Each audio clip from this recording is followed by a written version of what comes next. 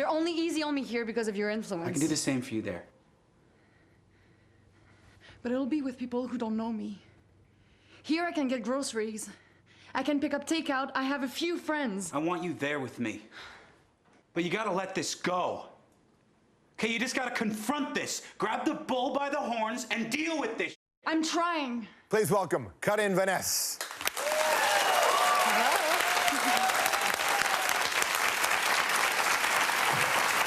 Hello. How are you? Hi. Very good. Welcome to the show. Thank you. Pleasure to finally see you. Finally.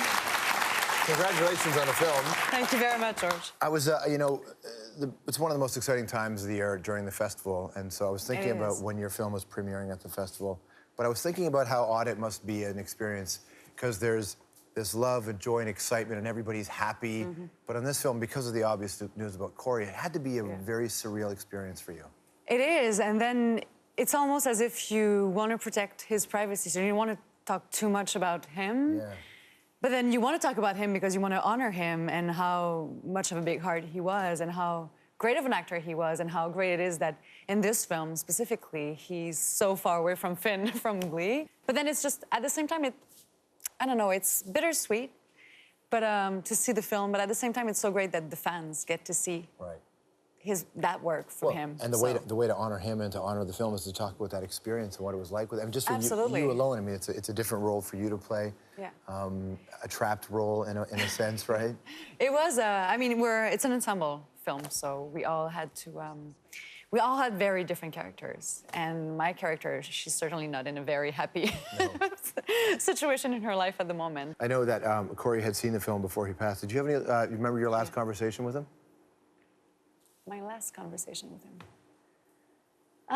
I don't remember my last conversation with him, but what was really amazing to me with Cory is that he's such a big TV star, but for him to really want to do this small Canadian film, and he had so much fun. I mean, it was really, the director just told us, and we never knew, but apparently he hid like a pair of glasses in each scene, so that afterwards, when you would look at the extras on the DVD, he would just point them out.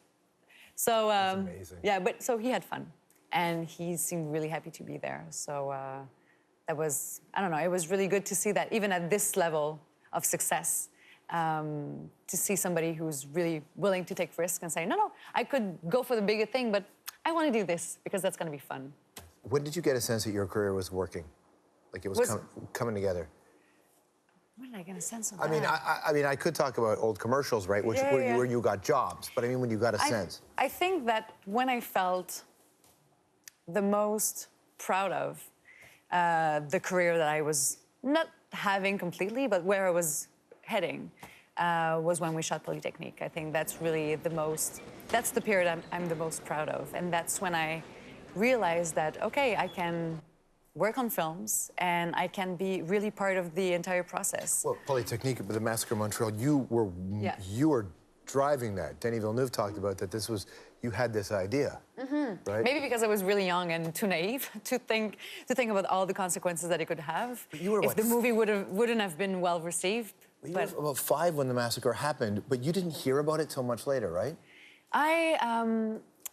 I heard about it when I was really young, but I didn't realize the impact that it had on Quebec and Canada. I didn't realize that it was the first major school shooting that happened here. The amount of work you do outside of French versus inside of French, how has your confidence changed? Was there ever an issue of confidence when you were acting in English?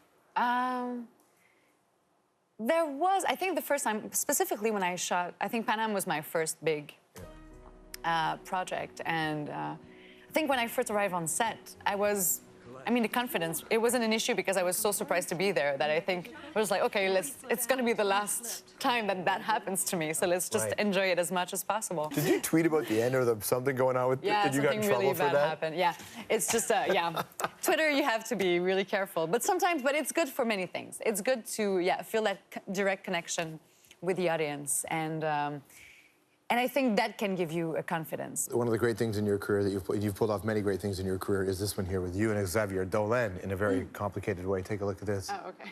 Hello, Rico. Hello, Wendy. C'est Stan. Ça, c'est pour toi. That's you. Bye, Wendy. So that's what you remember from my career?